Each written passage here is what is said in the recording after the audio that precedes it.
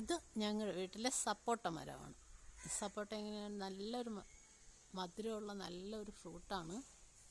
എനിക്ക് ഭയങ്കര ഇഷ്ടമുള്ളൊരു ഫ്രൂട്ടാണ്. നല്ല ടേസ്റ്റുമാണ്. പുറത്തുനിന്ന് വാങ്ങുന്നതിനേക്കാളും നല്ല മധുരവും ഒക്കെ ഉണ്ട്. സപ്പോട്ടയ്ക്ക് കാണാൻ നല്ല ഭംഗിയാണ്. നല്ല ഷെയ്ഡും കാണാൻ നല്ല ഭംഗിയുള്ള ഇലകളും ഒക്കെയുള്ള സപ്പോട്ടയാണ്. സപ്പോട്ട എന്നും രാവിലെ അതൊക്കെ കാണുമ്പോഴും എപ്പോഴും കാണുമ്പോഴും സന്തോഷമാണ്. ഇപ്രാവശ്യം നിറയെ കായ്കളൊക്കെ ആയിട്ട് നല്ല രസമായിട്ട് നിൽപ്പുണ്ട്. പക്ഷേ ഒരു പ്രശ്നമുണ്ട്. കായൊക്കെ കണ്ടിങ്ങനെ നമ്മൾ സന്തോഷിച്ചിരിക്കുമ്പോൾ ഇതങ്ങോട്ട് വിളയാൻ തുടങ്ങും. ഇതങ്ങോട്ട് വിളഞ്ഞിട്ട് കുറച്ച് കഴിയുമ്പോഴേക്കും ഓരോരോ കായായിട്ട് അപ്രത്യക്ഷമാവാൻ തുടങ്ങും.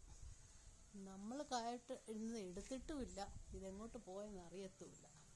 സംഭവിക്കുന്നത് എന്താണെന്ന് വെച്ചാൽ, നമ്മുടെ കൂടെയുള്ള കൂട്ടുകാരായ ജീവികളുണ്ടല്ലോ, അണ്ണാനും കാക്കയും തത്തയും മൈനയും പിന്നെ വവ്വാൽ, ഇവരെല്ലാം സുഭിക്ഷമായിട്ട് ഇതങ്ങോട്ട് വിളഞ്ഞ ഉടനെ അങ്ങോട്ട് കഴിച്ചിട്ട് സുന്ദരന്മാരായിട്ടങ്ങ് പോവും. എനിക്ക് കഴിക്കാൻ കഴിഞ്ഞ പ്രാവശ്യം പറിച്ച് വെച്ച് നോക്കി, പക്ഷേ അതൊന്നും വിളഞ്ഞില്ലായിരുന്നു.